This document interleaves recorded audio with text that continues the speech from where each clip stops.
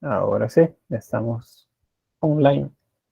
Bien, entonces luego de eso para ubicar dónde es que nos quedamos, vimos sobre la sonrisa inalcanzable de la Gioconda, como se le llama a esa ilusión óptica que se produce cuando observamos los ojos de ella. Ella no sonríe más, pero cuando observamos los ojos, la sonrisa tan amplia desaparece, se vuelve una sonrisa suave, un tanto que misteriosa. Avanzamos entonces. Aquí vamos con otro de los personajes que los habremos conocido por cierta caricatura de 4 superhéroes, y es Rafael Sanzio. A él es que se refiere este personaje de las tortugas ninja, Rafael Sanzio. Entonces, él también, pintor del periodo del Cinquecento, y pues él nos ofrece una obra bastante equilibrada. Es en la lectura que pudiéramos hacer visual de ella, pues nos ubica una obra con contrapesos exactos y por lo tanto muy bien equilibrada. Si ubicamos el centro de la obra justamente acá, entonces encontraríamos que lo de izquierda se repite a la derecha, al menos en peso visual, aunque no sea exactamente la misma forma, pero se equilibra. Entonces, vamos a ver, hacia ojo, a buen ojo, ¿qué me dirían ustedes? ¿Dónde ubicarían, o más bien, a partir de qué tomaríamos las líneas de fuga? ¿Qué nos ayudaría a encontrar las líneas de fuga?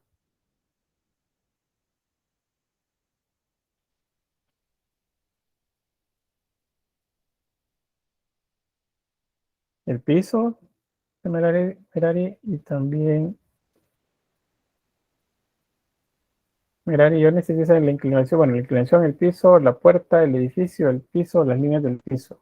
Bien, pues para encontrar las líneas de fuga, el primer indicio es el piso, porque de hecho ahí están, miren, son elementos decorativos para la plaza, pero que nos generan una línea conceptual.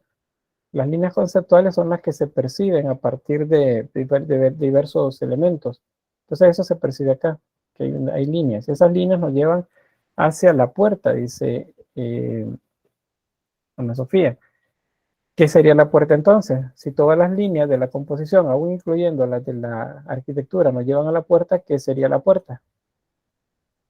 Punto focal, no. Daniela dice punto de fuga, Stephanie también punto de fuga, Judith, Génesis, Alice. Exactamente, punto de fuga. Bien, ahí nos estamos entendiendo, ¿verdad? Con eso. Las líneas de fuga nos llevan hacia el punto focal. Acuérdense que en algunas obras que vimos, el punto focal está fuera del plano básico, o sea, fuera de la composición. Pero en otras, como en este caso, especialmente de hecho en el 580, las obras son como muy equilibradas. Entonces, buscan que el punto de fuga esté ubicado en la parte central de la obra. También hay una línea, bueno, quizás antes ya que estamos hablando de puntos, ¿cuál sería el punto focal?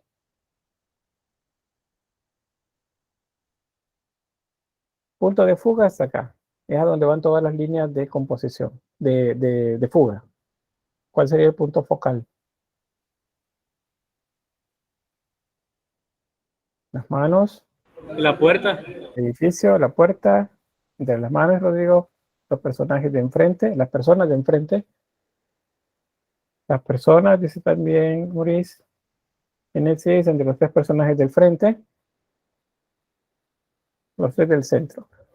Bien, acuérdense que el punto focal tiene una característica que el pintor la decide, el pintor decide algo con la obra, es el punto focal. ¿Qué es entonces el punto focal exactamente? ¿Qué sería? No quién es ni dónde está, sino qué es el punto focal.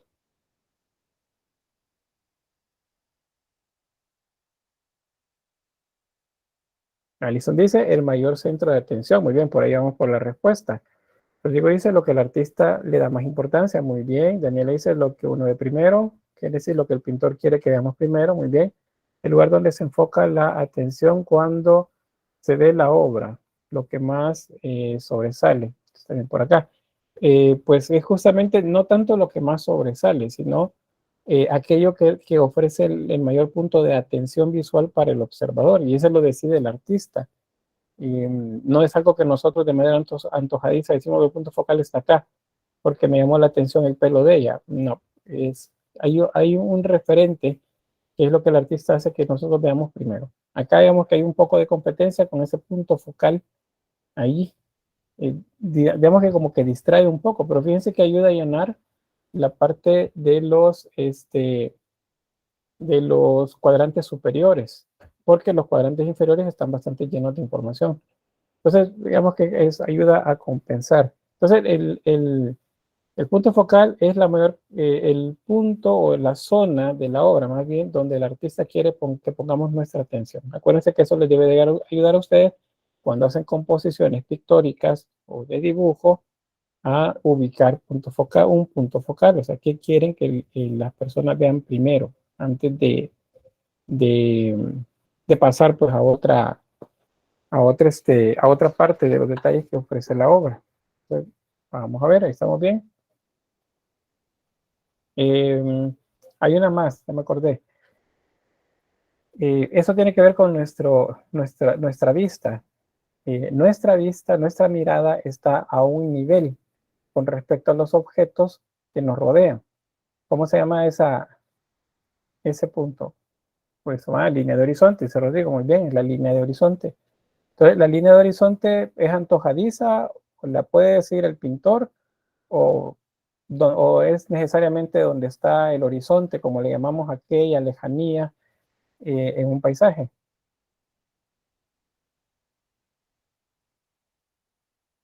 Bien, Judith dice, el pintor la escoge, anteojos, antojo. Ah, el antojo. Fátima la decide, muy bien, es el pintor el que la decide. En este caso, por ejemplo, estaría ubicada acá arriba. Por eso es que nosotros vemos esta escena desde arriba. Aquí no la estamos viendo, les voy a mostrar. Vean, si estuviera así, bueno, no puedo subirla más, pero si tuviéramos a los personajes y no viéramos a los detrás, sino que únicamente observáramos el primer plano, esto que está por acá, significa que nosotros estamos al nivel de los personajes. Si la línea de horizonte nuestra estuviéramos a la altura de la cintura de estos personajes de acá, significaría que nosotros estamos sentados en el suelo y observamos la composición de abajo hacia arriba. No la vemos de otra forma. Pero en este caso logramos ver a las personas que están atrás y logramos ver todavía más a los que están en la lejanía, lo cual significa que para el pintor, nosotros como observadores de la obra, estamos ubicados pues a una altura superior a ellos. Si ellos miden 1,70 m, nosotros estaríamos casi que a 2 metros de altura con respecto a toda la escena. Estamos en un punto de vista bastante alto y por eso podemos ver la plaza que está atrás de los que están acá. Entonces, eso también es decidido por el pintor. Eso no es algo antojadizo de los que analizamos la obra. Es fue el pintor el que lo dejó de esa manera. Vamos a comprobar. Eso dijimos que se llamaba punto focal, perdón, punto de fuga. Línea de horizonte. Estas son líneas de fuga. Vean especialmente las del piso. Todas nos llevan a la puerta. Punto focal. Son los tres personajes, como bien mencionaban por acá, que están en el centro, decía Carlos. Los tres personajes que están en el centro, justamente estos que están acá. Es donde está la mayor parte de acción. Un dato más que no les mencioné, y se lo voy a mencionar acá, y eso es con la parte de contenido de la obra. El contenido es de qué nos habla la obra. La parte técnica es lo que acabamos de ver, la construcción compositiva. El contenido se refiere al matrimonio o a la boda de San José y la Virgen María. Entonces, acuérdense que esto no es bíblico, esto no está en la Biblia. Dice, esta obra no tiene composición clásica. ¿Cómo no? Sí tiene composición clásica, solo que no les mencioné lo del triángulo, pero ya lo vamos a ver también por ahí. Pero sí tiene, especialmente si estamos hablando de pinturas del periodo 580, que es donde más clasicismo hubo, es definitivo que sí hay. Solo va a perder esa composición clásica en la medida que nos acercamos al siguiente periodo, que es el manierismo. Ahí sí ya va a cambiar la posición en la medida que nos acercamos a ese cambio. Pero bien, les mencionaba sobre el contenido. Pero ese contenido es la descripción de los signos, símbolos que aparecen en la obra. Y en este caso, pues es San José que está colocando el anillo de matrimonio en la mano de la Virgen María. Eso, les decía, no es bíblico. Eso corresponde a los evangelios apócrifos. Ahí es donde se describe acerca de la situación en la que se da el matrimonio de San José y la Virgen María. Según ese relato, San José era una persona mayor, bastante mayor. Era viudo y pues lo hicieron casarse con María a partir que en relación a él se generara un prodigio, que era que cuando levantaron el bastón de él, el báculo, salió una paloma volando de ese báculo. Aquí ves, tiene en la mano, tiene un báculo. En otros puede tener un bastón. Hay una deformación con este tema, por cierto, que aparece en el Renacimiento barroco y los periodos que le siguen, y es que San José aparece con un bastón, pero que tiene flores. Esas flores son nardos o son jazmines. Cualquiera de los dos casos se refiere a ese prodigio. Es una deformación, digamos, en la tradición oral de ese relato apócrifo. Es que en lugar de una paloma, según esto dice, le aparecieron flores al bastón. Pero eso pues aparece en otra iconografía. Acá lo que vemos es que solamente tiene el bastón, está colocando el anillo, y vemos que el rostro de él y el de María son bastante parecidos en cuanto a la representación etaria, o sea, la edad. Más o menos andarán entre 20 y digamos 35 años, por ahí ambos. Eso no va con lo que relata el Evangelio Apócrifo, pero pues la tradición es la que va enriqueciendo todo esto. Bien, volvemos a la parte técnica. Punto de fuga, el horizonte, línea de fuga, punto focal, los contrapesos visuales, que son los que ayudan a equilibrar la obra. Ahí tenemos los cuadrantes y lo que me preguntaban por ahí, la composición clásica. Ahí está. Vean, todo está enmarcado a partir de los cuadrantes. Entonces, vean, los cuadrantes inferiores son los que contienen el primer plano y segundo plano. Y los cuadrantes superiores son los que tienen la lejanía y la construcción arquitectónica.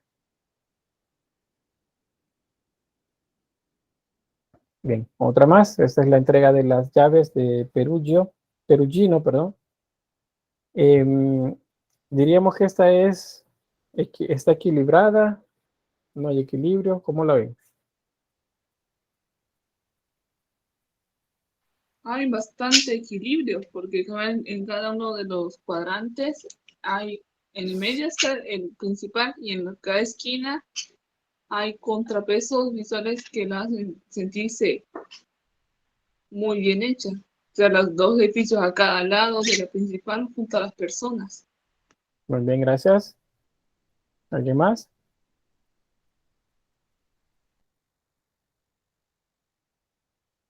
No. Pues sí, se entiende que hay equilibrio o que no hay equilibrio. Me decía por ahí nuestra compañera que sí hay equilibrio. Y la pista son los edificios que están en el fondo, los arcos del triunfo que vemos por acá. Hay un arco del triunfo, acá hay otro arco del triunfo. Y tenemos una rotonda, realmente es tanto rotonda, es más bien eh, octogonal la forma arquitectónica que vemos ahí en el fondo. Jenny sí dice que piensa lo mismo que Metzi. Rodrigo dice que está un poquito más cargado del lado derecho. Y dice que hay equilibrio, Rodrigo, pero sí hay equilibrio. O sea, el caso, lo que nos menciona Rodrigo es que hay un poco de peso visual hacia el lado derecho, el derecho nuestro, o sea, esa es nuestra derecha, es la izquierda de la obra, pero es nuestra derecha. ¿Qué es lo que produce eso, Rodrigo? ¿Qué es lo que produce esa sensación? Eh, yo siento que eso lo produce porque veo que los personajes que están a la derecha están como más cerca al ojo, además de los árboles del fondo, que hay una montaña más cercana, esa montaña, y en cuanto al lado izquierdo están un poco más lejos. También veo de que hay más gente libre, eso hace como una carga más espacial, digamos, ocupa más espacio aunque se vean más personas al lado izquierdo. Así lo siento yo, pero creo que sí hay equilibrio relativamente. Sí, Pero no bueno, es- no, está bien, y hay una palabra que nos ha dicho ahí, compañero, que es bien importante, que yo siento.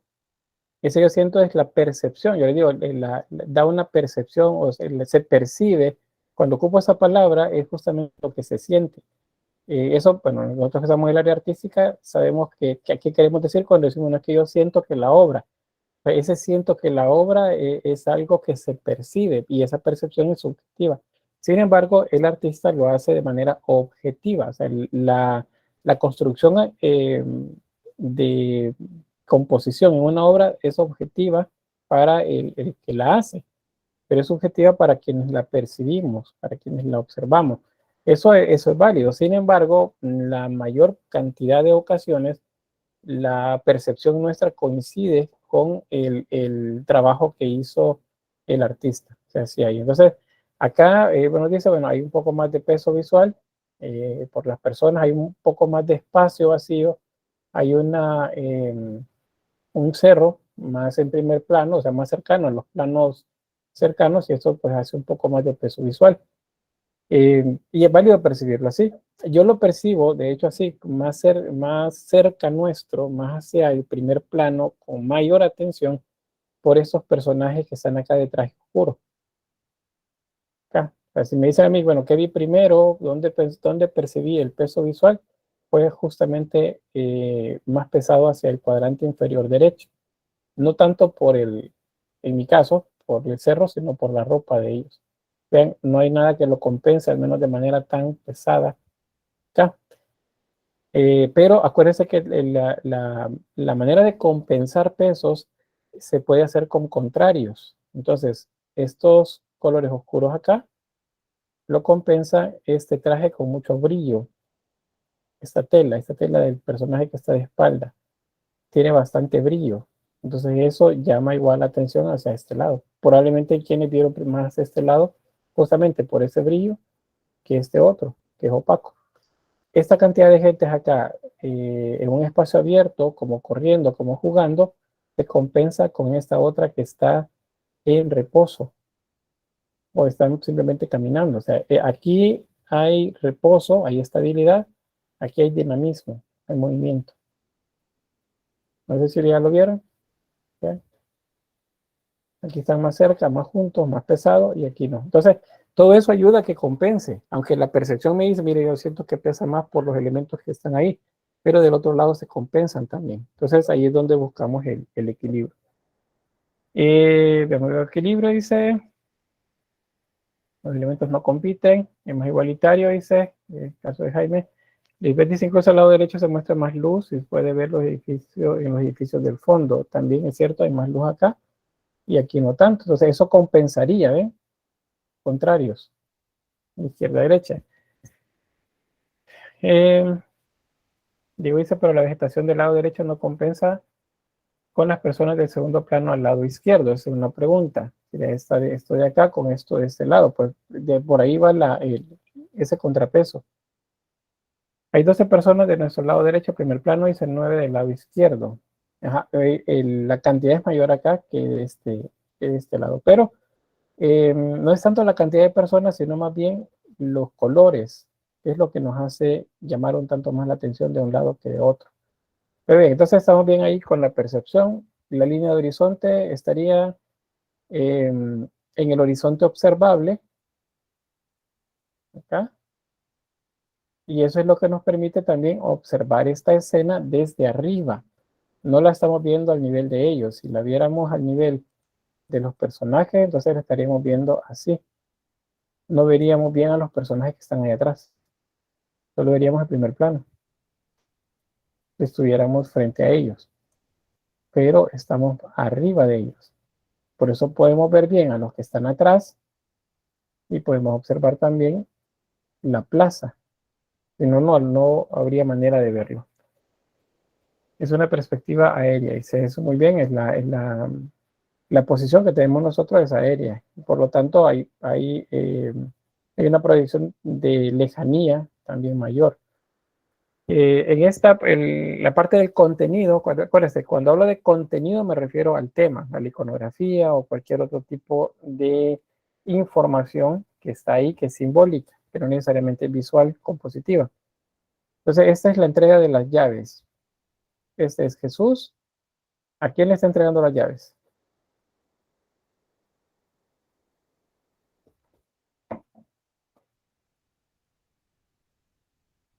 Al apóstol Pedro. Muy bien, gracias. El apóstol Pedro, justamente. Dice, mira, pero es que en la Biblia no dice que le entregó las llaves. Y es cierto, textualmente no está. Pero la tradición cristiana, especialmente en la vertiente cristiana católica, pues se dice que lo que le dijo a él de manera simbólica fue darle las llaves. Porque le dice, bueno, de hecho le dice que se le va a dar como esa autorización, permiso, las llaves, dependiendo de la versión de la Biblia que lean, para que todo lo que se ate en el cielo, en el suelo, se ate también en el cielo, y todo lo que, pues no, en la tierra, todo lo que atares en la tierra, se atará en el cielo, y lo que se desate en la tierra, se desatará también en el cielo. Entonces le da como la autorización, el permiso o simbólicamente las llaves para que eso suceda. Y luego ahí viene pues ya el apostolado de Pedro y los sucesivos a él, que son inicialmente los ancianos, y luego pues termina pues, la palabra papa, que es el que a la fecha pues todavía representa esa posición misma de San Pedro. Una curiosidad también sobre esto es que se supone, según un santo al que se le da la autoría de un libro en el que se habla un conteo de papas y de una proyección de papas también, que este actual es el último. Probablemente no es el último, ¿verdad? Sino que el último al menos de los que él nombra. Dice que es el Pedro Romano, le llama. Pedro Romano. Entonces, todos pensaron que iba a ser un italiano este papa, y resulta que es argentino, pero en la genealogía de él resulta que hay italianos. Él es de ascendencia, perdón, italiana. Entonces, bueno, coincide. Igual los anteriores también coincide con las descripciones que se da. Así que pues eso es una curiosidad a partir del tema que estamos viendo. Bueno, aparecen los apóstoles alrededor. Vean que este personaje de acá se ve bastante femenino. Y como dice, ¿la vez María? No, no es María, no está María acá. Pero parece una mujer. Entonces algunos dicen es María de Magdalo, otros dicen es eh, otra de las mujeres que andaban cerca de María.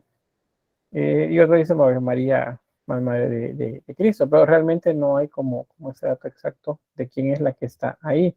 También igual este personaje se dice que es un autorretrato del autor acá. Luego, bueno, vamos a ir ya con la obra. Tenemos acá los contrapesos visuales, que es lo que nos vuelve bastante simétrica la composición. ¿Ya? El bloque de personas que corresponderían al primer plano, como bien lo hacen notar, hay más personas de un lado que del otro, pero se compensa visualmente con los trajes, el brillo. Una composición clásica, acá, que cubre a los personajes que están en el primer plano. Punto de fuga, línea de fuga, tiene que ver con el piso, con la construcción. línea de horizonte de punto focal.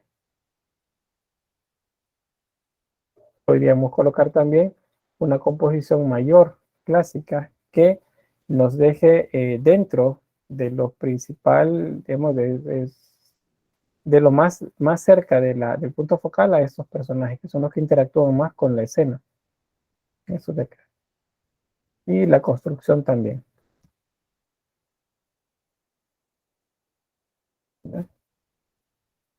Ahí estaríamos viendo la construcción en cuanto a geometría. Entonces vean que nos lleva con la mirada pues a que ubiquemos el punto de fuego justamente en el centro y el punto focal también en el centro.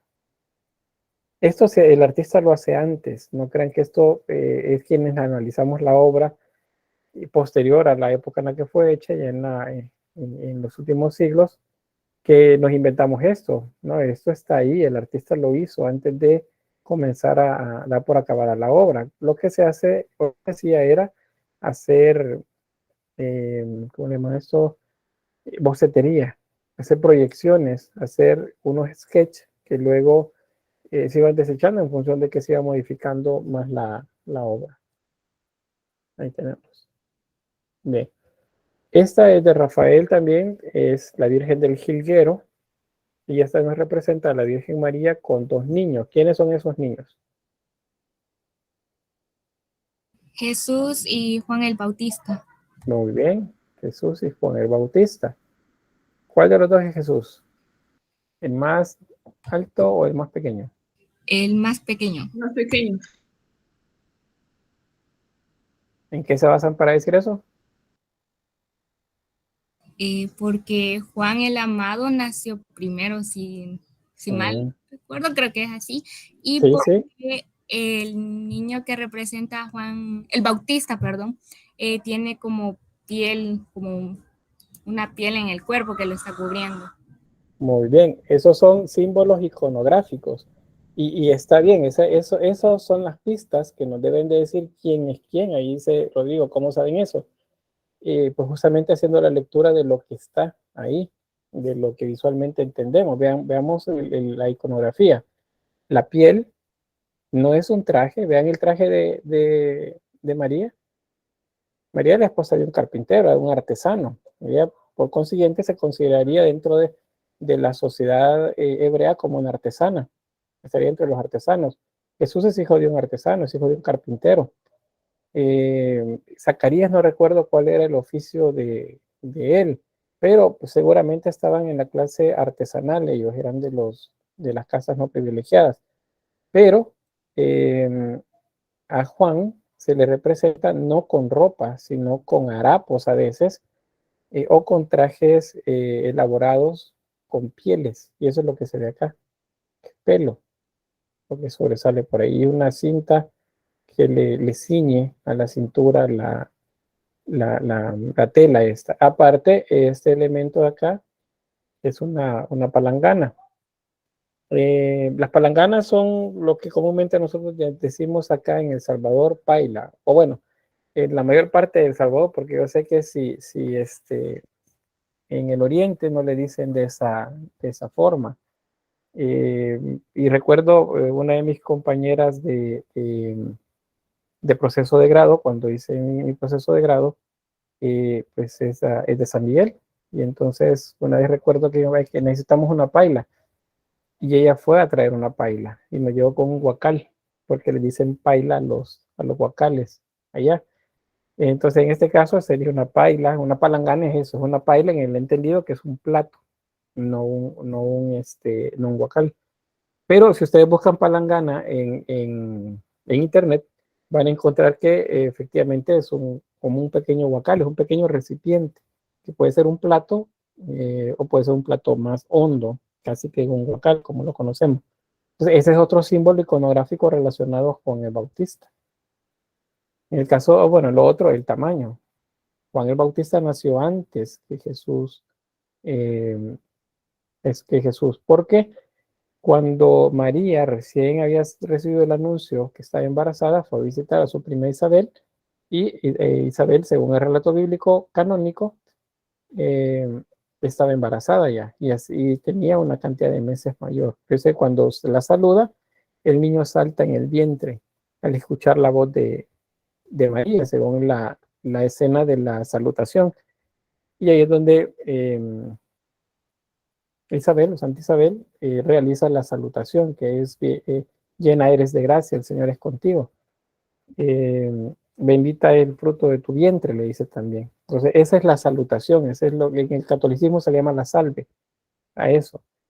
Ven, creo que más cuando la Virgen les está leyendo, es porque las mujeres, acuérdense que en la cultura hebrea es también de las encargadas en la educación de los niños. Y Jesús pues aparece desnudo. La desnudez tiene que ver con el estilo que se le da a los niños pequeños en el Renacimiento, que es el de los amores, los putis, que son hijos de Venus y de Marte. Entonces, eso es lo primero. Lo segundo, que pues a Jesús se le conoce como la verdad. Él dice, yo soy la verdad y la vida. Entonces, para dar la idea de autenticidad, de lo verdadero, se utiliza en el Renacimiento la desnudez. Entonces, por eso está desnudo el niño por acá. Y luego ella, pues María, completamente vestida de manera pomposa, como si fuera de la realeza, y atrás un paisaje bastante profundo. Bien, ahora, ¿entienden lo que les expliqué acerca de la obra? Porque, si se fijaron, yo dije varias ideas sobre Juan, sobre Jesús, sobre María. Les relaté un poco de la temática de ella. Entonces, deben recordar cuando vayan a resolver en el examen uno de esos ítems de complemento, cuando dice cuáles son las características formales de la obra. Ustedes pues hablan acerca de las formales, estamos hablando de la posición, pero también mencionen la temática, mencionen de qué trata. Porque si solo me dicen es la Virgen Jesús y Juan el Bautista, Juan está vestido con una piel, hay un paisaje atrás. Eso es todo lo que me ponen. Entonces, yo les valoro como tienen indicios, más o menos tienen idea de qué es lo que había que responder, pero no han respondido todo. Hay que más que decir. Entonces, eso es lo que yo me detengo a veces en las imágenes y les explico. Esas son características de la obra. No es contexto de la obra. Porque si me preguntan contexto, ¿cuál es el contexto de esta obra? Tengo que ubicarme en el siglo XVI. ¿Qué es lo que estaba pasando en el siglo XVI? ¿Quiénes eran los que administraban la justicia? ¿Quiénes eran los que administraban la parte política? Que puede ser el rey. ¿Qué es lo que pasa ahí con eso? Esa es la parte contextual. En la contextual ustedes no me deben hablar de la obra. Tienen que hablarme del periodo en el que esa obra fue creada. ¿Se entiende eso? Sí, licenciado. Bien. ¿Y el resto? Silic. Silic. Muy bien, gracias. Silic. Sí, Bien, licenciado. muy bien, gracias. Sobre los colores, ¿qué podemos decir? Acuérdense, eso también es parte de las características de la obra. ¿Qué podemos decir de los colores? Del traje de la Virgen. Los colores de la Virgen son muy brillosos, resaltos que más resaltan en la figura, mientras que los del paisaje son algo opacos o incluso parecen de acuarela, como de aguada. Muy bien, a eso se le llama, en esta época se le llama esfumato, porque como está trabajando con óleo, entonces a eso, como transparente, o esas texturas a partir de transparencia, se le llama esfumato. Eso es lo que está ahí. Bien. Hay algo más ahí con la ropa. Los colores, rojo, azul. ¿Con qué relacionamos el rojo y azul? Se relacionan con la realeza. Muy bien, gracias. Génesis me dice también en el chat, son colores que usan las personas de la nobleza. Muy bien. Ven otro aspecto también en las características formales de la obra. No solo me dicen, ahí está María sentada con un libro en la mano y junto a ella están Juan el Bautista y Jesús. Y están acariciando un pequeño jilguero. Eso es todo. No, hay más, hay mucho más todavía que valorar. Bueno, vamos a hacer el análisis acá. Vean la composición en cuanto a sus cuadrantes. Ambos niños están separados por el cuadrante, por los cuadrantes, pero están en los cuadrantes inferiores, están en los mismos niveles, abajo. Tenemos también que es una composición clásica. Eso se percibe. ¿Ve? Notan que se percibe. Punto focal.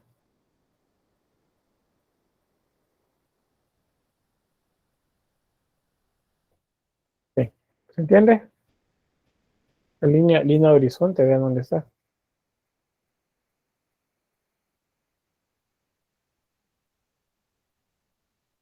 No hay punto de fuga, ¿verdad?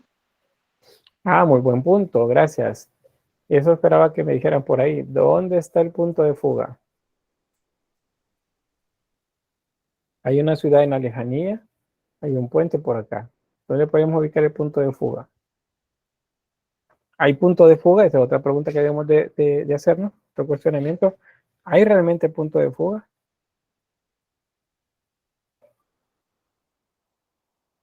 Diría que no. Muy bien. En la ciudad dice Rodrigo, pero no dice que no. Dice Carlos y Oscar dicen no. Efectivamente, no lo hay. Si observamos a detalle, voy a quitarles la parte compositiva. Vean, no tenemos visualmente, no tenemos mucho con qué podamos hablar de perspectivas. Sí podemos hablar de profundidad. Entonces, ustedes pueden decir aquí que se perciben planos de profundidad en el desarrollo del paisaje de fondo, que serían la ribera del río cercana, el río, el puente, las colinas de fondo, que tienen construcciones también, palacios, la ciudad de fondo, la catedral, otro palacio más lejos todavía y la montaña en la lejanía. Entonces, sí hay planos de fondo, hay planos que nos llevan hacia esa lejanía, pero no hay punto de fuga porque no hay líneas de fuga. Yo no puedo ubicar aquí solo por ubicar líneas de fuga. Ahí es donde ustedes me dicen, no, como no, mira, aquí están y comienzan a sacarme una por acá, otra por allá y ponen el punto de fuga aquí. Y fíjense que efectivamente pareciera que sí está, pareciera que sí efectivamente está el punto de fuga ahí, pero no podemos solo ponerlo, porque yo también lo podría poner acá, que es donde alguien ya me decía la ciudad del fondo aquí, y a partir de ahí también hacer líneas de fuga. Entonces, no es tan antojadizo, porque tan válido puede ser que me lo pongan acá como que me lo pongan aquí, pero ese es subjetivo. Y normalmente las líneas de fuga y el punto de fuga son bien objetivos, porque hay algo que visualmente nos orienta. Lo que podría ser un tanto subjetivo es cuando hablamos de esto, de punto focal, porque para algunos puede ser más pequeño, puede ser únicamente el juego de manos y de mirada de los niños, nada más, porque eso llama bastante la atención, pero vean que María les observa, tiene una mano en la espalda de Juan, tiene un libro en la otra mano con la que está instruyendo a Jesús, porque quien llegó a distraerlo en la temática es Juan. Juan llega por ahí a jugar, a mostrarle que tiene un jilguerito en las manos, distrayendo de la lectura que le están haciendo al niño Jesús. Entonces, eso es parte de la lectura que podemos hacer. Entonces, ven, no es solamente ponerme 2, 3 palabras, porque yo luego de los 6.5 que vale el ítem, yo solo les pongo 2.5. ¿Y eso qué significa? Que pues que ni la mitad del punto tienen ni medio punto tienen con lo que me han colocado de respuesta. Eso es bien importante. Línea horizontal al último. Y bien, pasamos a esta, la Escuela de Atenas de Rafael Sanzio. Otra vez vamos al buen Rafael. ¿Qué sabemos de esta? O al menos, si no tanto sobre la temática, aunque la pueden mencionar si la conocen, cómo está la distribución, qué elementos observan ustedes ahí de los que hemos estado viendo a nivel compositivo.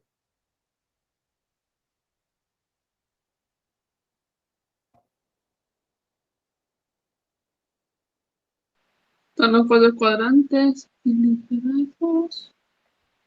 hay un punto de fuga así, junto con el punto focal. Sí, se También perciben cerca, sí. deben ser las líneas de fuga, ya que se ve siempre el punto de fuga. Las ropas, las del personaje del centro son las más luminosas. No sé qué filósofo sería. Porque Ya no vamos a ver, proviene. cómo no, ya vamos a ver quiénes son. Pero bien, efectivamente, las líneas de fuga nos mandan hacia el centro de la obra, que sería donde estaría ubicado el centro de los cuadrantes, lo que une a los 4 cuadrantes. Líneas de fuga también se perciben, están aquí. Las cornisas acá y los frisos nos dicen dónde está la línea de fuga, también el piso. Nos dice que líneas de fuga, vean, son diferentes. Porque las estamos viendo desde el centro. Cuando Rafael llega y toma el apunte, si estaba observando un edificio, pues lo toma bien y nota, hace notar las líneas de fuga. Entonces, ¿qué es lo que él coloca? Pues acá, primero que dice que es la escuela de Atenas. Estamos hablando entonces de filosofía griega y quizás nos evoque a la época griega. Entonces, si estamos hablando de Atenas en la época griega, ¿qué es lo que está mal entonces en la obra? ¿Qué está mal, mal colocado si estamos hablando de Grecia? Acá, vimos la escuela de Atenas, eso es Grecia. El Bueno, edificio, perdón, solo línea de horizonte dicen por acá. Oscar dice la obra encanta la cultura del Renacimiento y muestra grandes pensadores y científicos del mundo clásico. Muy bien, gracias. ¿Qué me decía, perdón?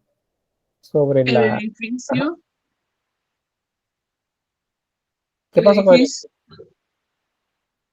No me acuerdo si ese arco es romano y no griego. ¿Y usted qué opina? ¿Será romano o será griego? Romano, si mal no recuerdo. Incluso no sé si los dioses están representados de la manera de Roma o son los meros que decían los griegos.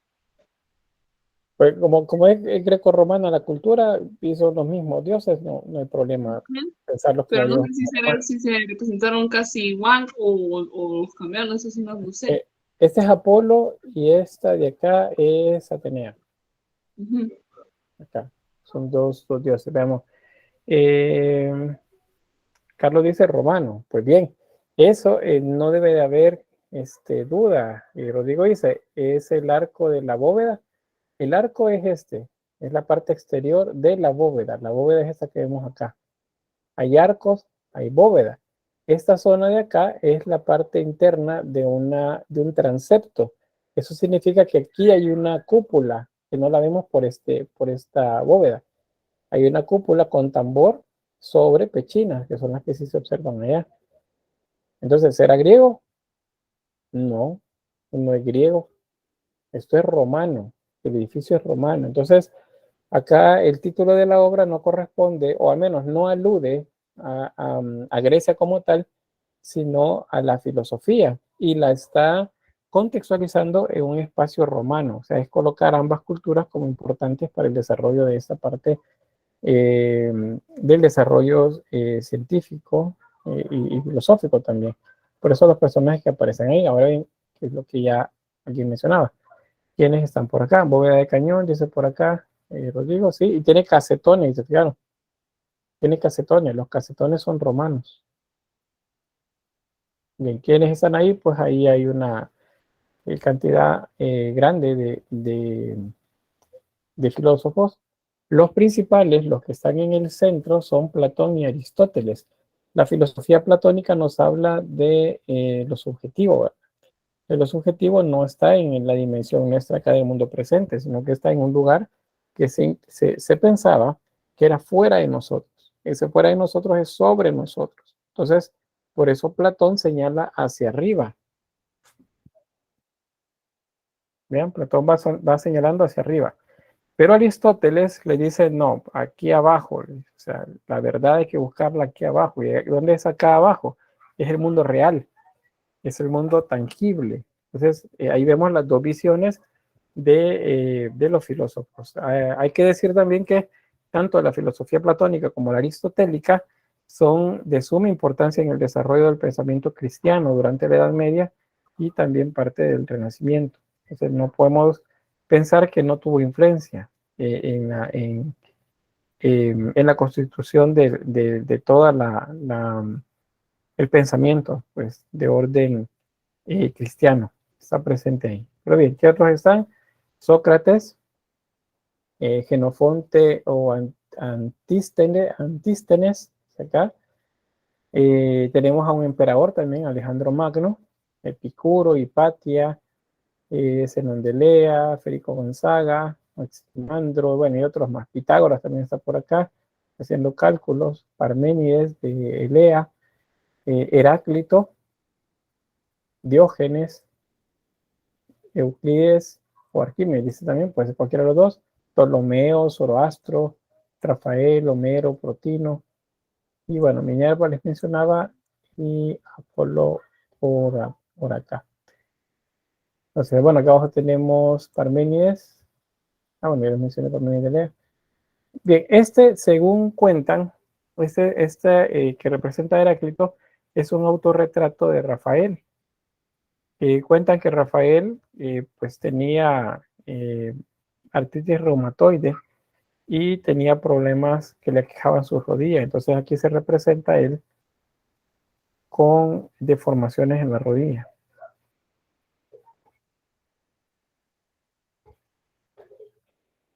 ¿Ya?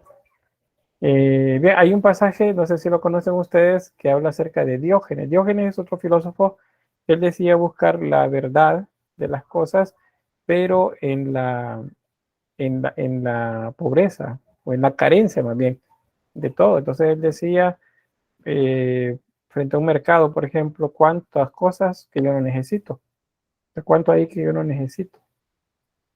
Hay una anécdota que une a Alejandro Magno y a Diógenes. ¿Alguien la conoce?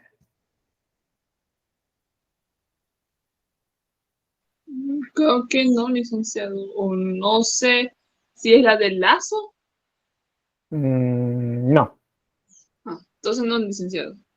Bien, ahí Rodrigo nos dice en el chat, dice, quítate que me tapas el sol. Pues les decía, Diógenes no quería nada.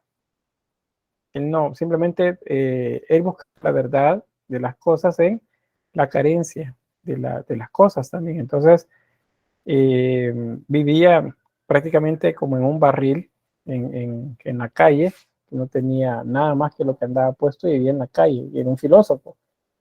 Entonces, que Alejandro Magno, pues, tanto con sorpresa, con admiración también hacia Diógenes, pues busca premiarlo, dice la anécdota, y que se para frente a él y le pregunta que si quiere, o sea, si quiere tener algo, una casa o qué sé yo, que le ofreció, y él dice que no quiere esto, que no quiere lo otro. Entonces dice, pero es que es imposible que no quiera algo.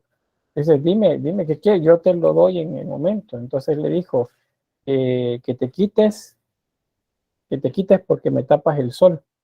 Es lo que mencioné, quítate que me tapas el sol.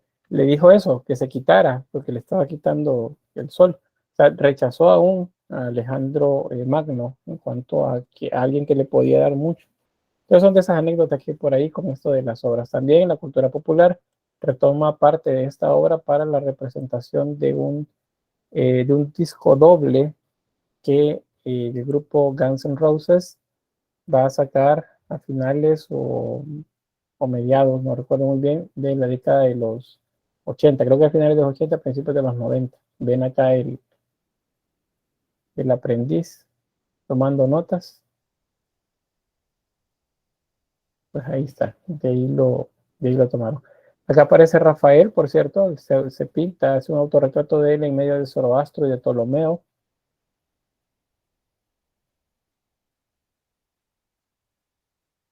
Y bueno.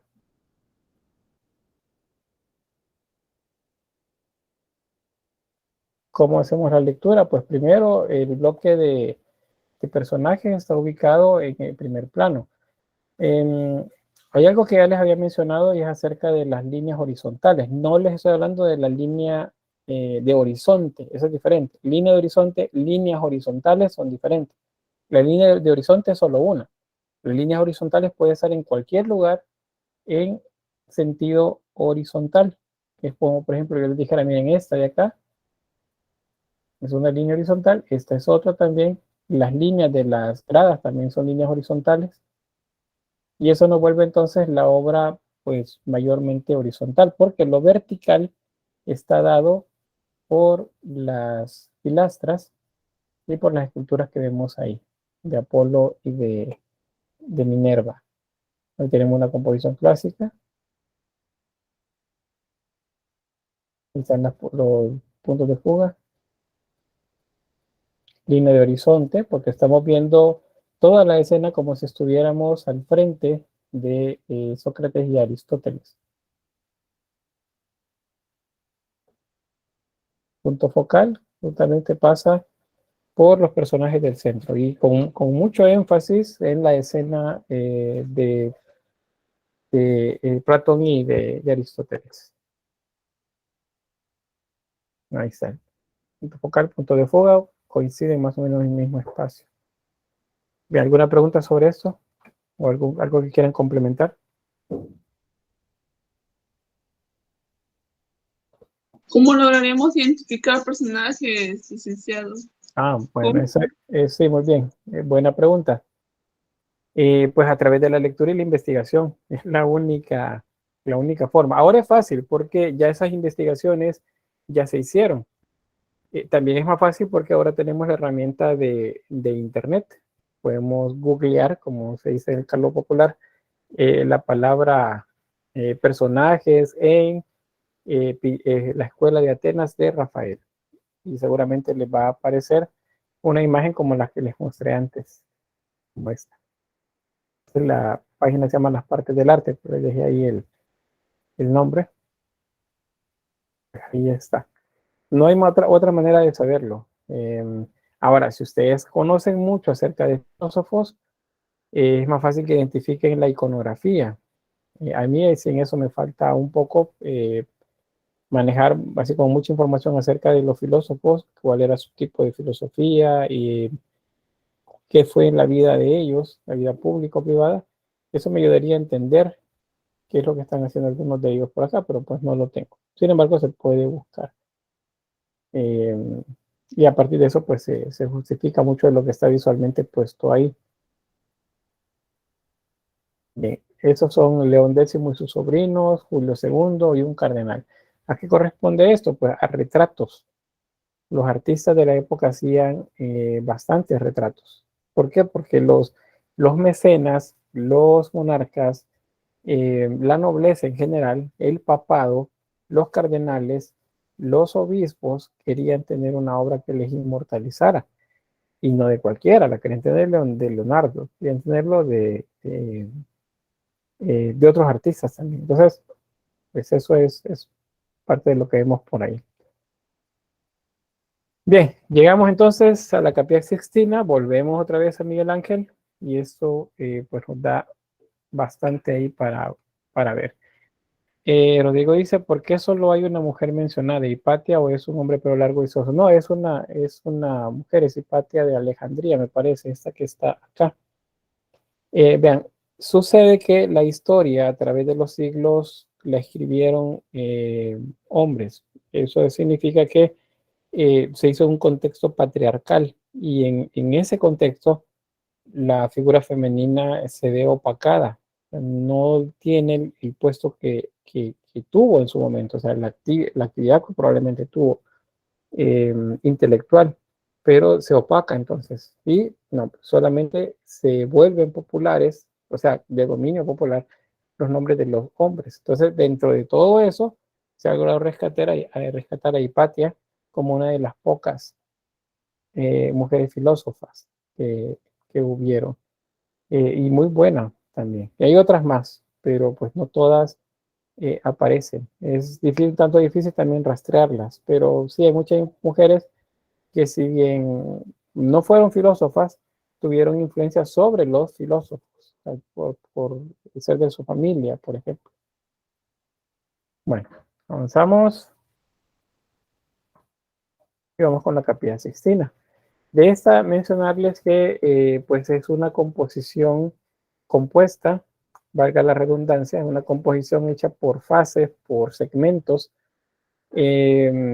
Sucede que cada uno de esos segmentos representan un evento del Antiguo Testamento y algunos del Nuevo Testamento también. Entonces, acá les dejo esto, pues no aparece la imagen, no es todo esto, no está todo, solamente es una parte, pero pues la mayoría sí está acá.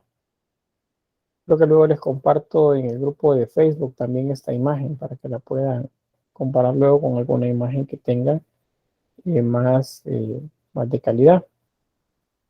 Bien, ahí tenemos Dios separando las aguas, por ejemplo, de las tinieblas, la luz de las tinieblas, perdón, separar la luz de las tinieblas, eso está acá,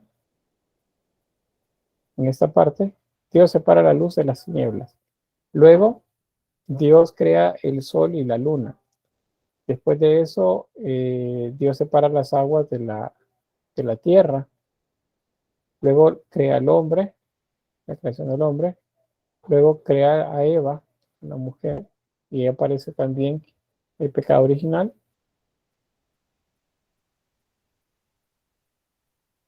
Bien, voy a acercarles por ahí. Acá en los laterales, bautismo de Cristo, tentaciones de Cristo, ocasión de los apóstoles, sermón de la montaña, entrega de las llaves, que vimos hace un momento. Y de este otro lado tenemos la muerte de Moisés, castigo de los rebeldes, Moisés recibe las tablas de la ley, paso del Mar Rojo, tentaciones de Moisés y circuncisión del hijo de Moisés.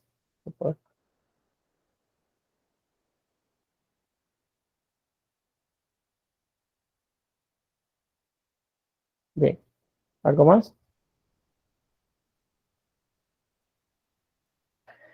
Rodrigo dice, bueno, a ver, porque solo, no. Rodrigo dice, por encargo del Papa Julio II, Miguel Ángel decoró la bóveda de la capilla, todos los frescos del techo de la Capilla Sixtina son obra de este genial artista, que tardó 4 años en terminar el trabajo, desde 1508 hasta 1512, creando una obra de arte sin precedentes y que cambiaría el curso del arte occidental. Eso es bastante fiel pues, a lo que sucede. Decirles que Miguel Ángel era escultor, lo hicieron trabajar de arquitecto y lo hicieron trabajar de pintor. Entonces, el Papa Julio II era uno de estos que lo obligaban. Uno dice, bueno, tenía una relación un tanto de amor-odio entre ambos. Y bueno, él fue el encargado o a quien encargó a Miguel Ángel hacer la capilla y el fresco del juicio final. Aquí hay algo que le quería mencionar. No sé si ya lo hice. Hay una película que se llama La agonía y el éxtasis. Esa película, alguien ya compartió en el grupo de Facebook el enlace. Si la pueden ver el fin de semana, pues háganlo. Ahí trata sobre la vida de Miguel Ángel Buonarroti, la relación con el Papa, y justamente en el contexto es el tiempo en el que está creando la Capilla Sixtina. Ahí sale cómo se hacían los calcos, o sea, cómo se lograba colocar esa imagen ahí para que luego se pintara, cómo se trabajó un fresco, en los andamios y la relación también entre Miguel Ángel y el Papa. No sé si ya si la han visto. Y si no, pues, sí, como dicen ustedes en su lenguaje, recomendadísima. Está para que la disfruten. Es muy buena película. Esa es de la década de los 60. Bueno, ahí tenemos la creación del Sol y la Luna. Una de las composiciones, ven en este momento en 2 escenas representan el dinamismo de ese movimiento de Dios entre los astros, la firmeza con la que él observa y separa, manda a cada uno de los astros que se vaya cada uno a su lado.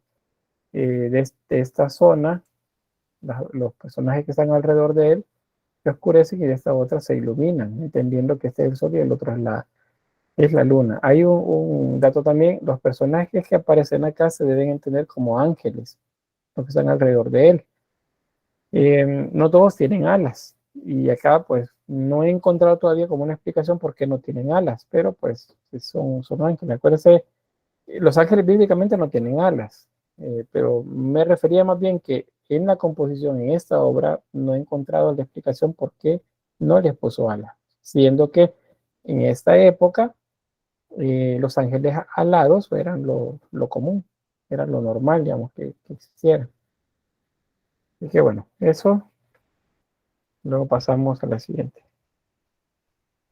La creación de Adán y Miguel Ángel. También hay anécdotas acerca de esto y algunas explicaciones un tanto simbólicas sobre la imagen. A ver si alguien recuerda alguna. Yo sé que las han visto por ahí en Facebook o en redes sociales en general.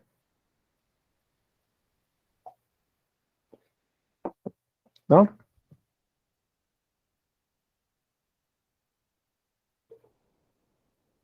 Bueno, según mis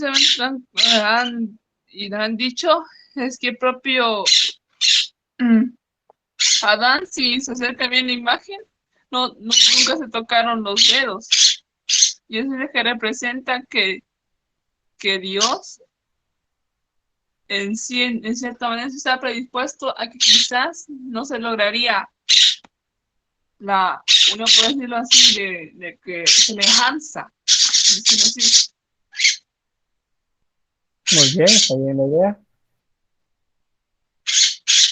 ¿Alguien más que me ayude a complementar? También eso, el libre albedrío también está viendo eso. Muy bien, eso es lo que me falta por ahí. Dice Santa Moza, eso que representa el libre albedrío. Muy bien. Eso es justamente lo que quería mencionar. El libre albedrío aparece en el cristianismo en general, pero algunas vertientes no. Algunas no. Dicen, no hay libre albedrío. Ya están quienes van a ser salvos y quienes no. Pues por más que ustedes hagan, no van a ser salvos, porque ya estamos, dicen todavía, cuando explican, ya estamos los que vamos a ser salvados. Somos los que hacemos tales y tales cosas, según lo que describe el texto bíblico. Entonces, pero en la mayoría del cristianismo, el libre albedrío existe, y eso lo representan acá, pues con el dedo extendido casi completamente de Dios, es decir, como la decisión de él de acercarse ya está, pero la de Adán no, el dedo todavía no está completamente extendido, sino que tiene la intención de extenderse. Entonces dicen el acercamiento es de Adán, el que hace falta, que representa a la humanidad, no el de Dios. Es una explicación, le diré, bastante profunda de esto, pero no les sabría decir si es real. O sea, si efectivamente Miguel Ángel pensó en eso cuando lo hizo. Uno dicen, sí, es que hay un dibujo abajo, o sea, hay una pintura abajo de eso, y inicialmente sí se tocaban, pero como que lo borró y hizo algo más ahí encima. Pues son versiones, no he encontrado realmente más sobre eso. Acá, ¿algo más? ¿Algo más que recuerden de esta misma imagen? Esta, por cierto, la cultura popular, ustedes la habrán visto en muchas cosas, ¿verdad? Con comerciales de marcas de bebidas y de pues, un sinfín de productos. ¿No? Bueno, el manto que cubre a los ángeles que están atrás de la figura de Dios Padre. Aquí, este manto. Según algunas interpretaciones, esto representa un cerebro, un lóbulo cerebral, ¿no? Es la mitad del cerebro. Y dicen, no, hasta el bulbo raquídeo está colocado ahí, que sería esta parte. Y bueno, una interpretación. De hecho, visualmente sí evoca a la mitad. Dígame.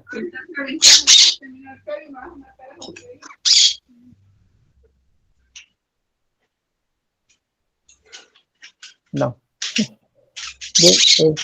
Me verifican ahí el micrófono, por favor. Creo que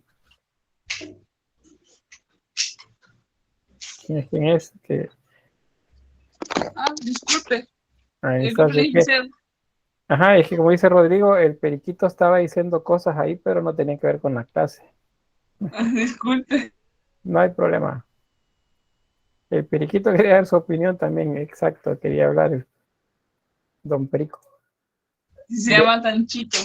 ¿Cómo se Y llama? también está Lupe. Tanchito y Lupe. Tanchito y Lupe, son dos. Bueno, ahí está Tanchito y Sí, Lupe pendientes de la clase. sí, aquí estamos todos pendientes. Aquí Oh, están. muy bien, pues. Bueno, vamos entonces acá con esto. Alguien pregunta acá, ¿por qué el uso del desnudo? Bueno, lo primero, que el arte renacentista evoca el arte clásico, especialmente Grecia, en cuanto al desnudo. El desnudo para los griegos era belleza, era pureza en cuanto a matemática y por lo tanto pues era algo que se hacía de cotidiano, o sea, eh, no era solo, como dijeron, recursos, no era un tema en sí mismo, el desnudo. Entonces, como estamos hablando de eso en el Renacimiento, entonces los renacentistas retoman el desnudo. El desnudo ya no es pecaminoso como se veía así en la Edad Media, ahora es una representación de valores. Les mencionaba hace un rato cuando veíamos la figura Juan, del niño Juan Bautista y el niño Jesús, les decía, Jesús está desnudo. Es una manera de representar la verdad, lo verídico, lo con claridad, pues digámoslo así, la, la pureza. Entonces, esa es la razón del desnudo acá. Noten que los genitales pues prácticamente pasan desapercibidos en la composición y eso es a la usanza griega. Los griegos ya los hacían así. ¿Y por qué? Porque simplemente eso no interesa. O sea, no es una obra que exalte la sensualidad o la sexualidad. Está evocando la belleza de la figura humana en sí misma. Entonces, eso es la razón por la que está ahí. Ahora, el otro, que en este caso, otra figura es Dios Padre, pues a Dios Padre lo colocan como con un vestido, un traje, sobre un traje blanco, en el entendido, pues, que de la pureza también. Probablemente para la época, pues pensar en la desnudez de Dios Padre no era algo concebible, sino que eso más bien era para la humanidad, acá, pero no para él. O sea, demostrar la dimensión humana.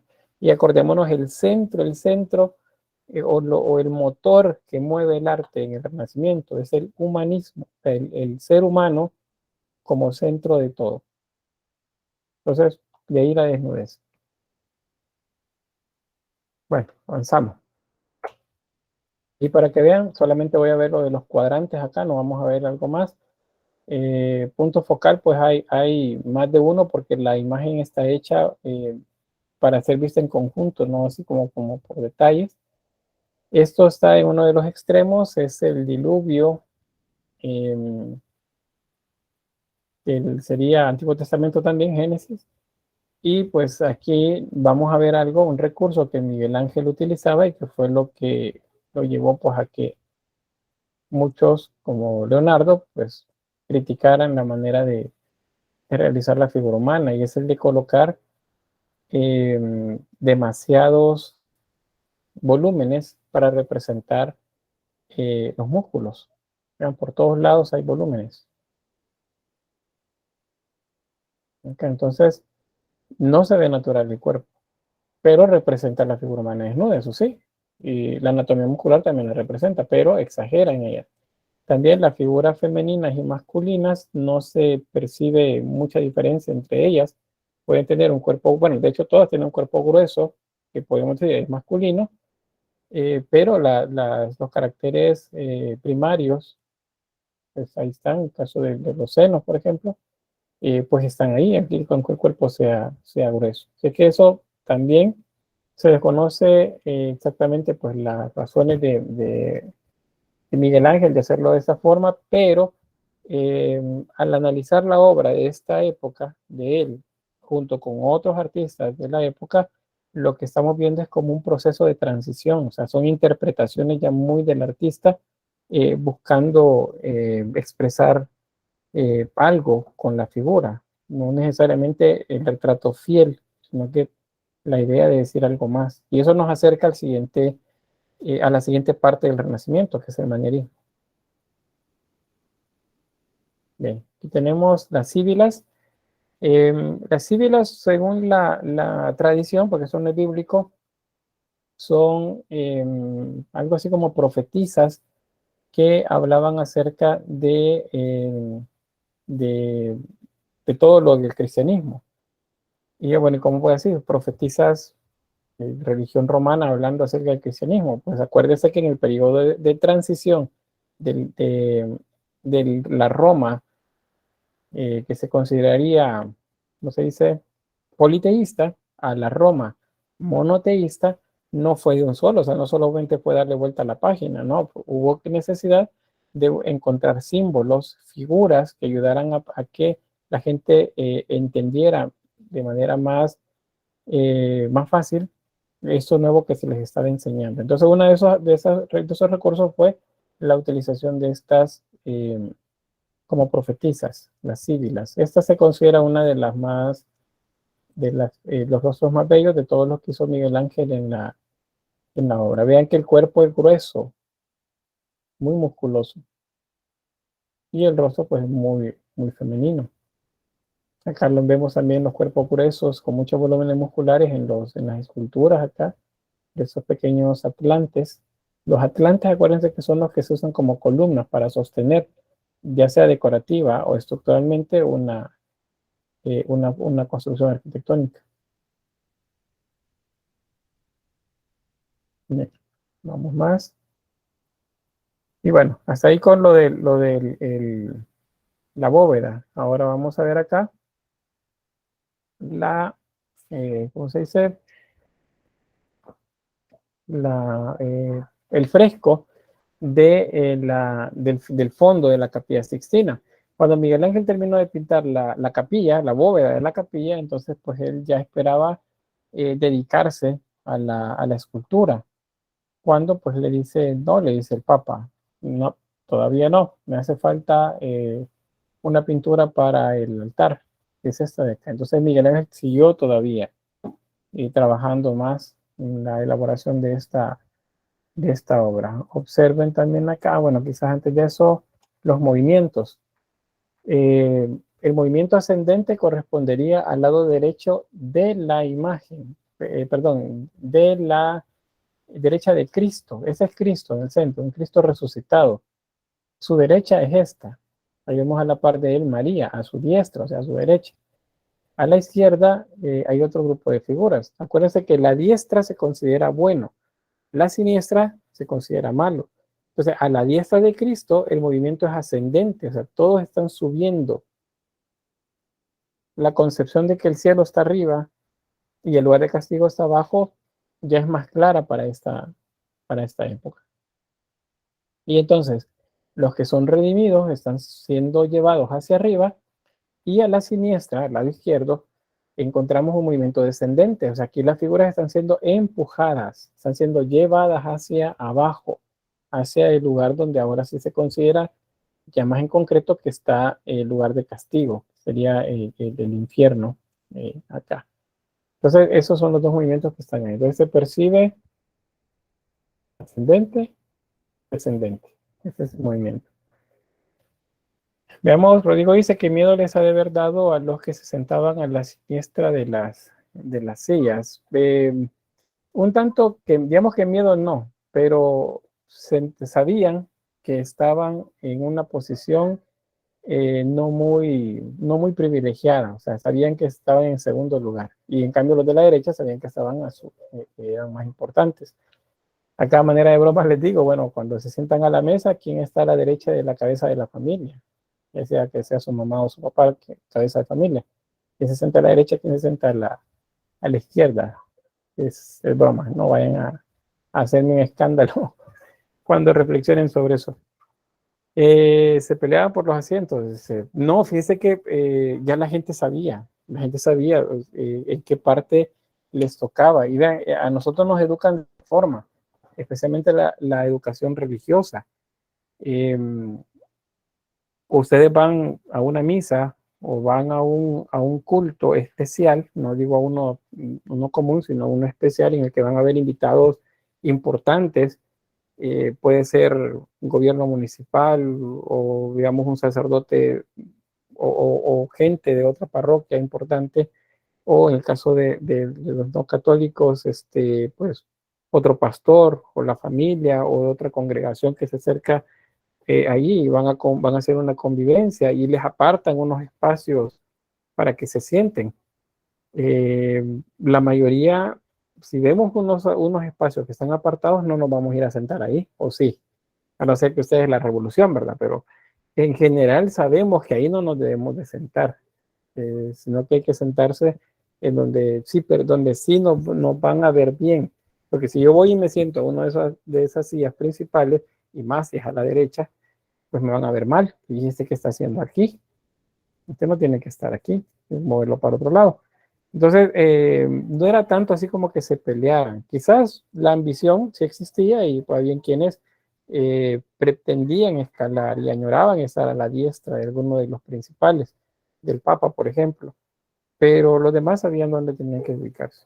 No era así tanto que se sentían como mal, ¿no? Cada quien sabía dónde le tocaba.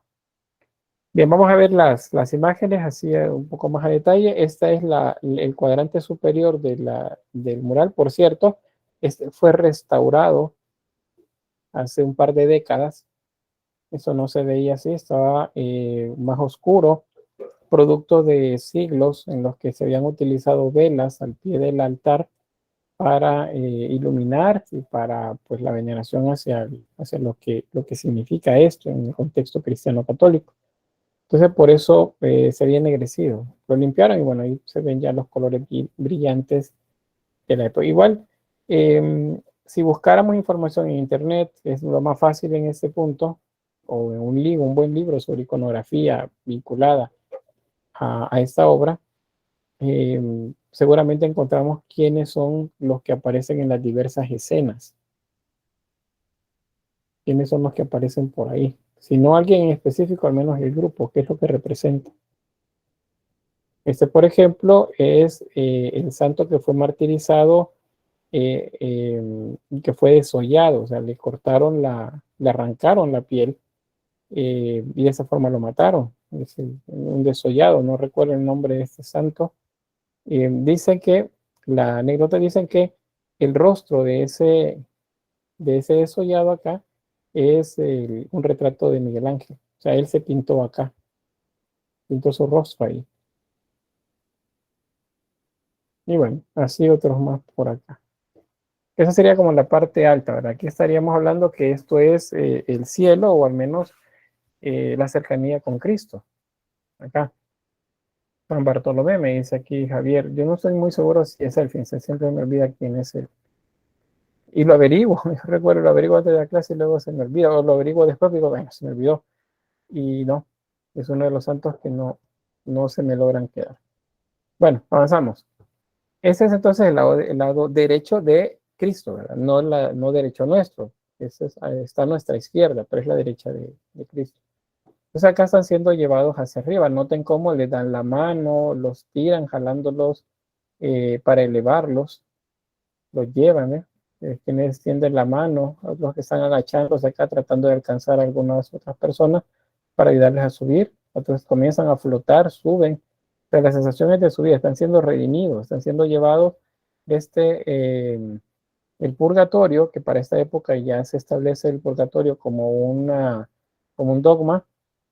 Yo sé que, bueno, esto no está en la Biblia, es una verdad, pero dentro de la tradición cristiana se establece que sí existe, y otros más por ahí que hace poco los quitaron. El limbo, por ejemplo, el limbo hace unos 15 años, quizás, de 10 a 15 años, lo eliminaron.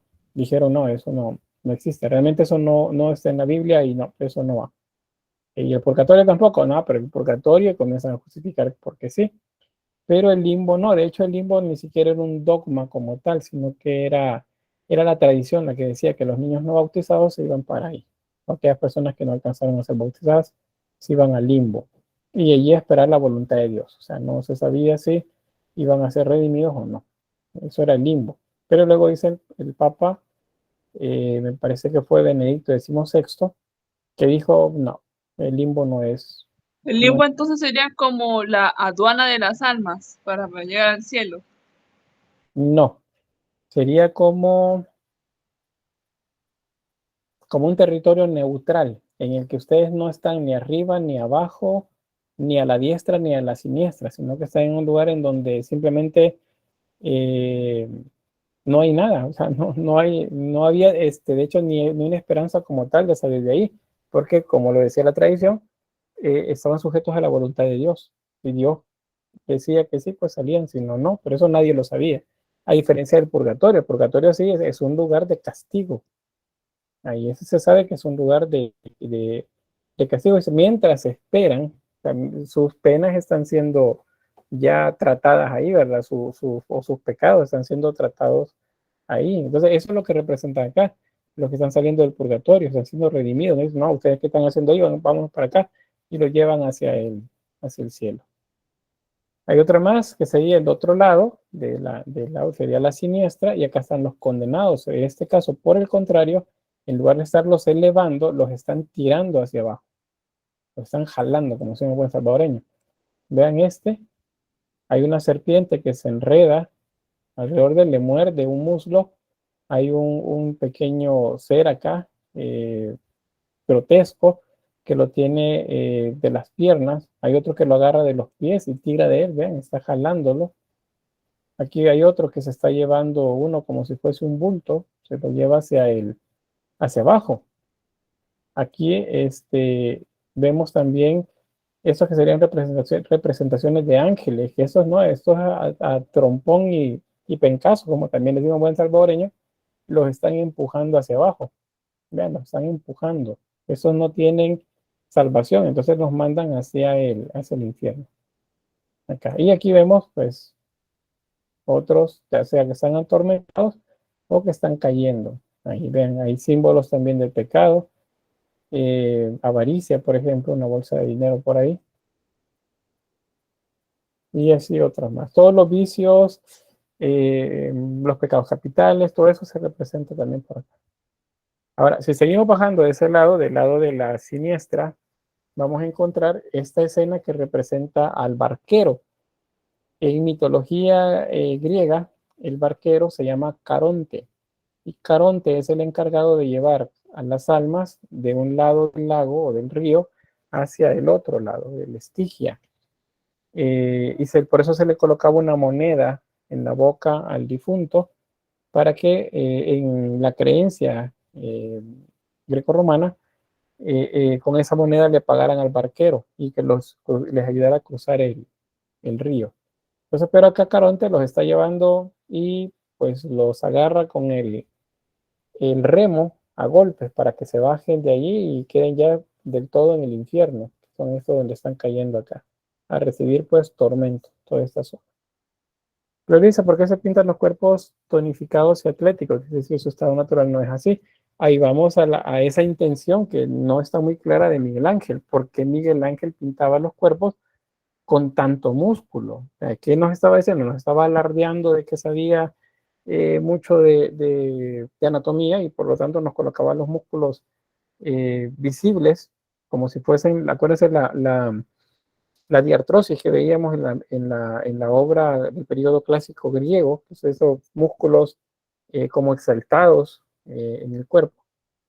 Pues no se sabe exactamente. Ahora, sí se considera que eso significa que hay una interpretación de parte del artista, por lo tanto nos acerca más al manierismo, esta obra. Dibujaba a Jojos. No entendí muy bien por ahí. Por eso, bueno, volviendo a eso, según una de las anécdotas que se cuentan de Leonardo, es a él a quien le dice en uno de sus tratados de anatomía que hay que hacerlo de manera racional, o sea, pensando en que si está o no está, o si funciona o no el músculo, para que no parezcan sacos de patatas. Entonces supongo que pues por ahí va el asunto, vean. Han visto ustedes un saco de papa, pero tiene un montón de fotos por todos lados, pues. Muchos dicen que a eso es a lo que se refería Leonardo. Okay. Pero eso es característico de él. Bien, este personaje es así como que interesante, alrededor de él hay una anécdota también, este de acá. Miguel Ángel era muy temperamental, se enojaba fácilmente, por eso chocaba con su carácter con el Papa. Entonces, pues se dice que él se discutió con uno de los obispos o digamos, de la gente que está ahí que está en el Vaticano, no recuerdo si era un obispo o alguien más, y pues lo pintó, de enojado lo pintó aquí en medio de los condenados, ya, como si estuviese así, pues con la expectativa, con el asombro de qué estoy haciendo acá. Y entonces dicen la anécdota que este personaje le fue a poner queja al Papa y para que obligara a Miguel Ángel a borrarlo de ahí, no se burlara de él de esa forma. Pero el Papa lo toma desde el punto de vista gracioso y le dice que no puede hacer nada porque lo puso, le dice, en el infierno. Si te hubiera puesto en el purgatorio, yo hubiera podido hacer algo por vos. Te puso en el infierno y de ahí no te puede sacar nadie. Entonces, queda la anécdota de si efectivamente este rostro corresponde a ese personaje.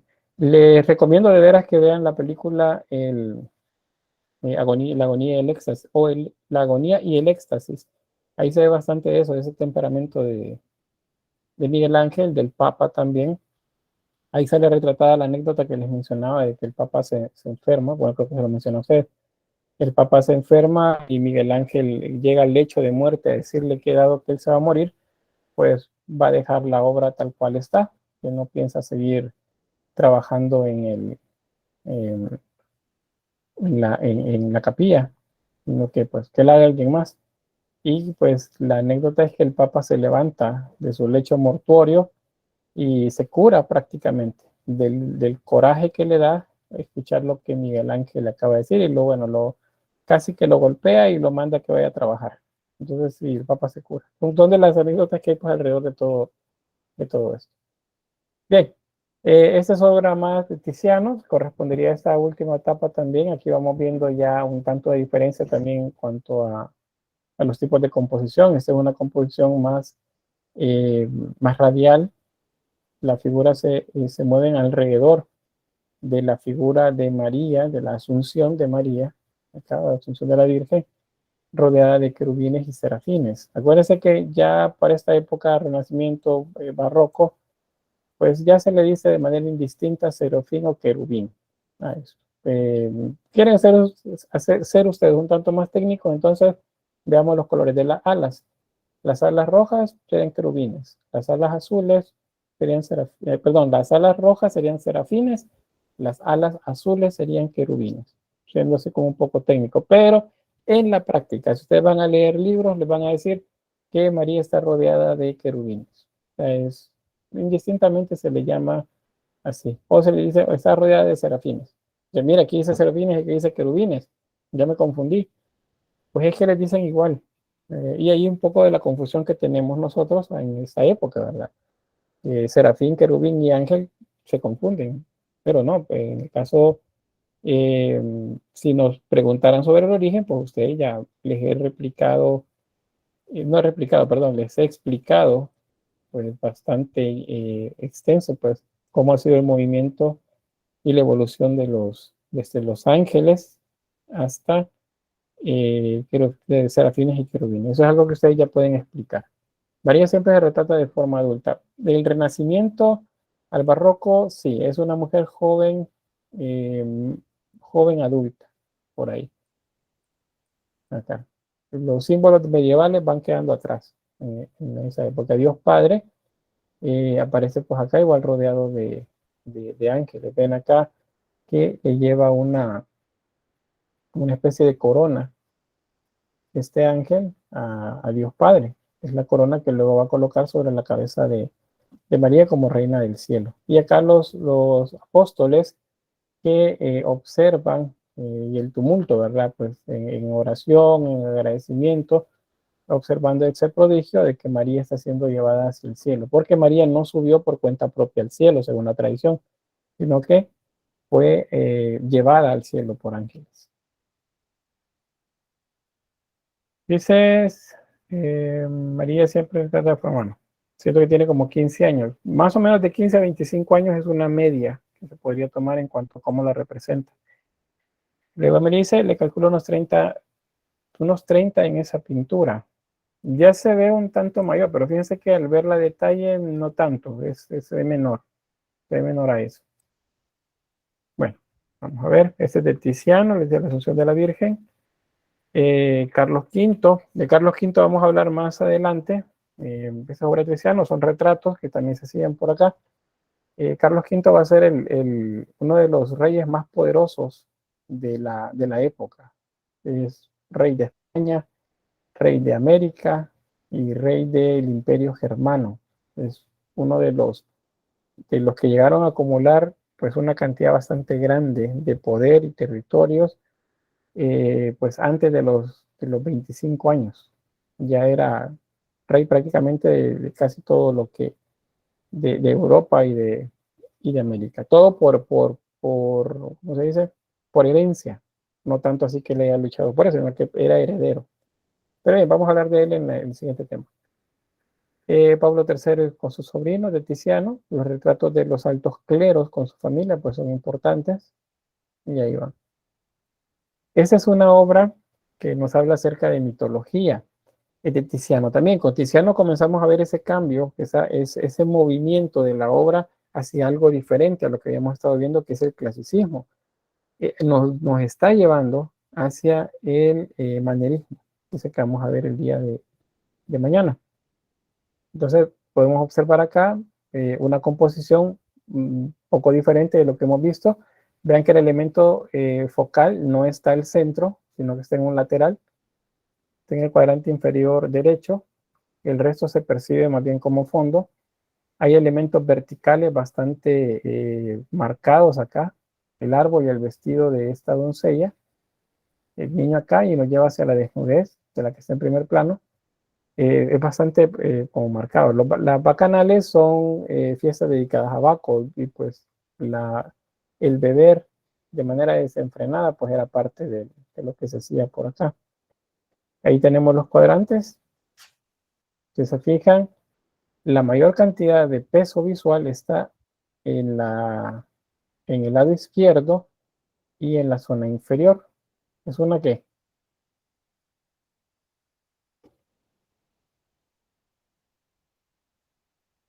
Si pudiéramos darle el nombre de una letra, ¿qué estaríamos viendo aquí?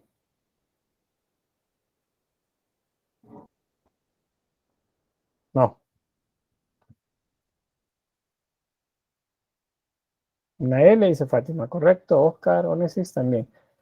Es una L. Entonces, a esta se les denomina, dependiendo, no es parejo, porque aquí ya es diferente, hay variaciones, pero se le denomina como una composición en L.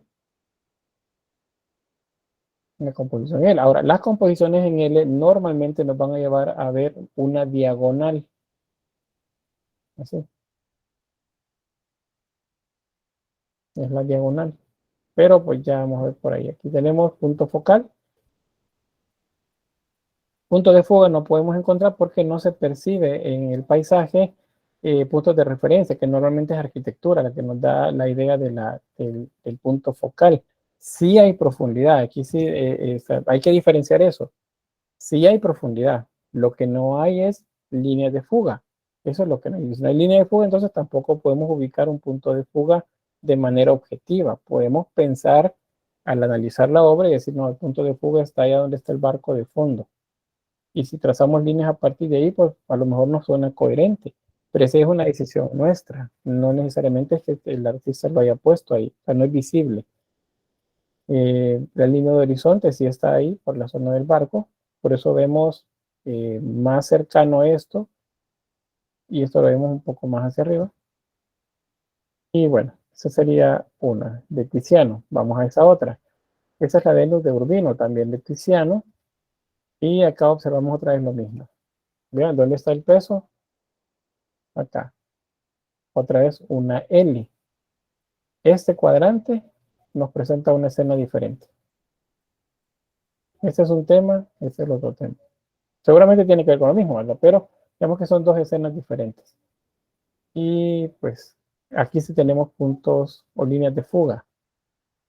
Eso nos lo dice el piso. En líneas de fuga tiene que haber un punto de fuga entonces.